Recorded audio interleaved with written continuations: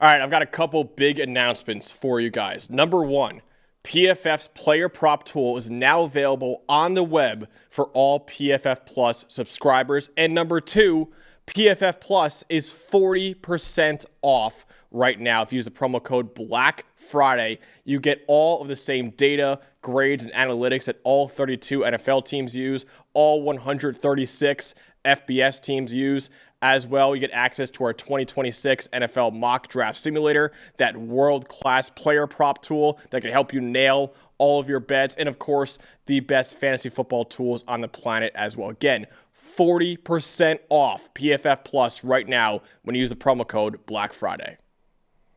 The Lane Kiffin meeting has been pushed back. Lane Kiffin, as has happened all weekend, pushed back to 1 p.m. Central Time. So we will not know until 2 p.m. Now, every single reporter I see out there is saying he's going to accept the LSU job. And most likely, I would expect, not coach the playoff.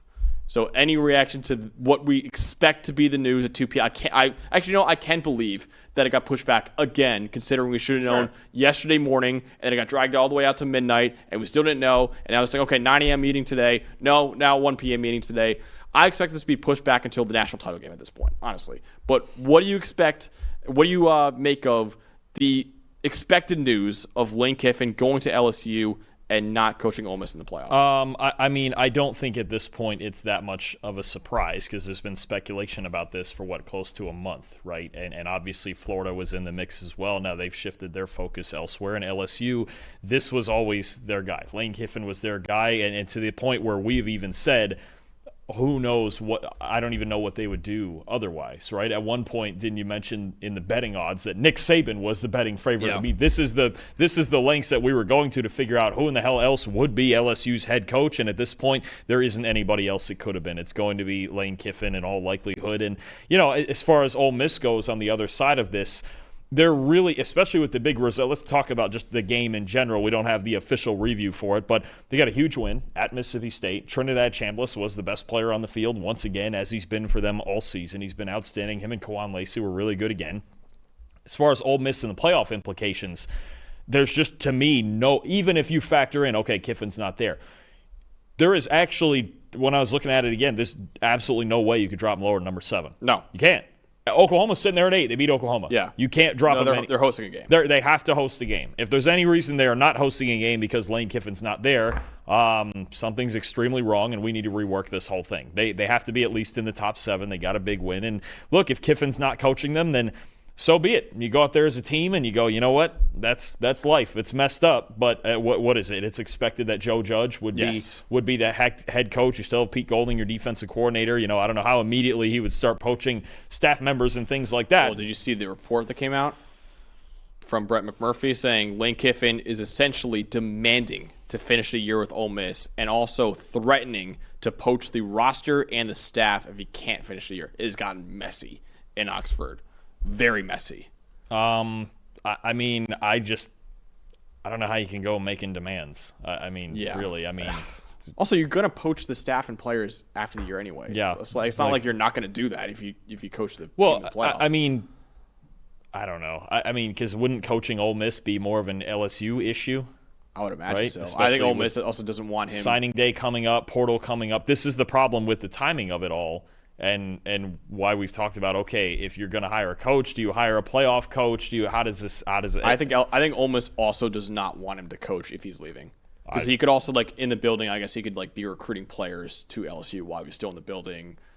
Coaches the same way. Right. They probably want him gone. If he's like, hey, if you're gone, you're gone. You're not coaching the playoff. And I get that part. That's the whole reason they came up with this deadline, and it continues to get pushed back hour to hour. Yeah. But I get that part. And Ole Miss, they're just trying to get out there in a couple weeks to play football. They're going to have a game to play. The timing sucks. It's gotten so messy. This has gone from kind of sort of fun, dramatic, okay, what's he doing kind of thing to, okay, this is kind of a train wreck now. Yeah, it's a train wreck. And it continues to be a train wreck. And look, for the sake of Ole Miss team, whoever's left standing or whatever's going on with any sort of poaching there, I would hope they have their full team in play Yeah. for that playoff game, which should be at Ole Miss, so against whoever they're playing, and see where it goes from there, no matter who's coaching. But no, it's a mess now, and it feels like over the last couple of days it's only gotten worse. Again, we expect Lane Kiffin to be the next head coach at LSU, and also expect him not to be able to coach Ole Miss in the first round of the playoff and the ensuing playoff games as well.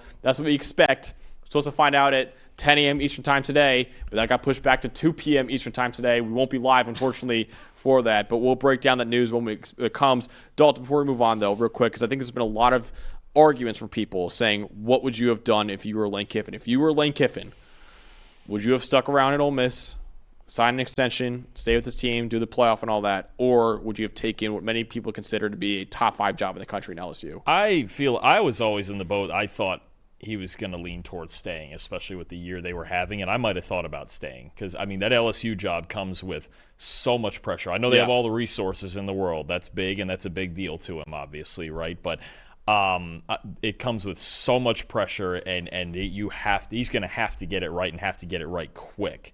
You know, there's even talk of, okay, within the first 2 years, you have to be competing for a national title, right? I mean, that's this sort of expectation. Now, when you go to a program like that, I mean, that's just the expectation it comes with. And LSU's got too much talent to have not been competing for national championships already. But I don't know. I was always in the boat where I thought, you know what, why not stay? He's got it rolling. This is the best era of Ole Miss football we've ever seen. But money talks.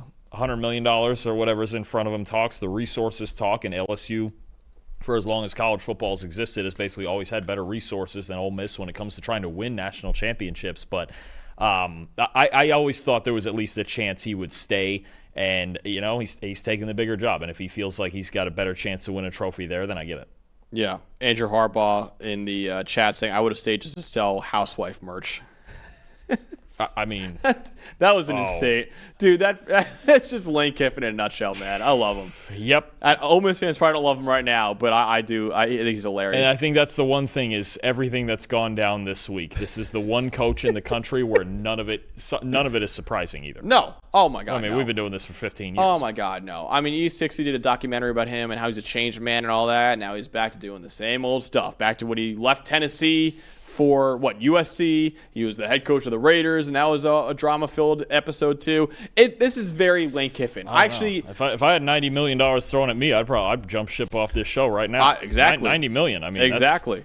And you wouldn't even finish the year. You wouldn't finish the playoff either. You'd be out of here. No, you'd be doing the playoffs. Exactly, you'd be doing the playoffs with. If I got $90 million, you're doing the playoffs with Eli. By the way, anyone who's wondering, I also agree with Drake Holiday in the chat. I would take the LSU job. I think LSU is one of those jobs that is, for example, I would have said no to Florida and said, no, I'm sticking in Ole Miss. We're going to ride this playoff out and all that. I think LSU is one of those jobs, like I would put Texas, Georgia, Ohio State in that mix as well as like one of those jobs. Stick a knife in Trevor, why don't you? Yeah, I'm sorry. Listen, Trevor, I don't think Penn State's one of those jobs either. I'm a Penn State fan. But I think LSU is one of those jobs, like I said, those three right there, that's like you can't really say no to LSU. And I think this is one of those jobs for Lane Kiffin that he couldn't really say no to.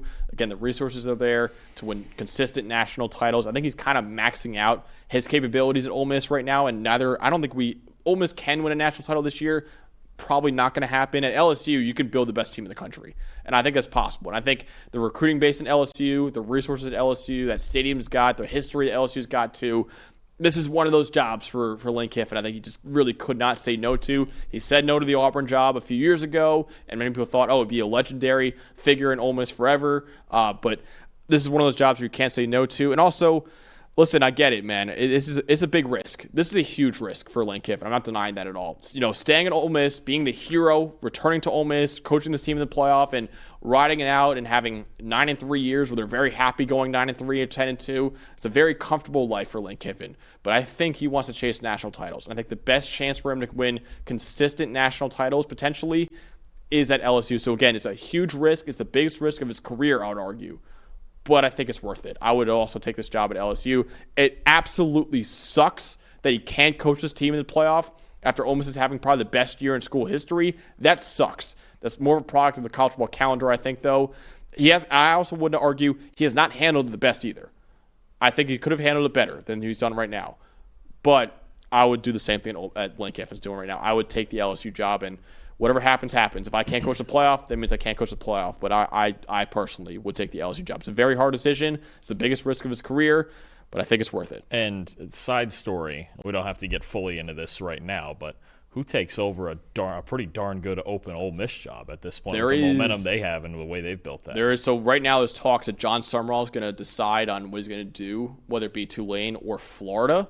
I wonder if Ole Miss makes a last dash call to him. Is it Summerall? Is it maybe Judge just gets the job? The other guy who could factor into this mix, who's in a similar spot, we believe, as Summerall, was Alex Golesh from USF, who there was rumors that he took the Arkansas job, but that was then confirmed to have not been the case, and Golesh is kind of thinking about his future with other teams.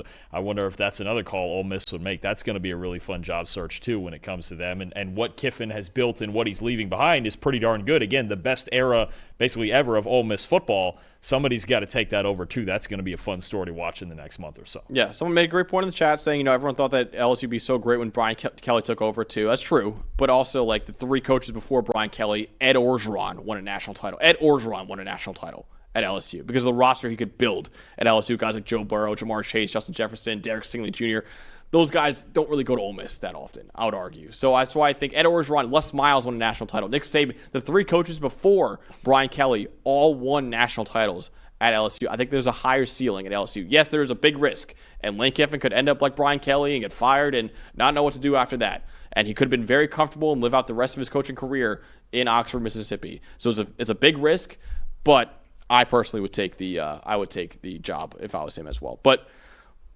again, expect him to take the job. It's not official yet. All the reports are saying he's going to take the job. We'll see what happens at 2 p.m. later on in the day. All right.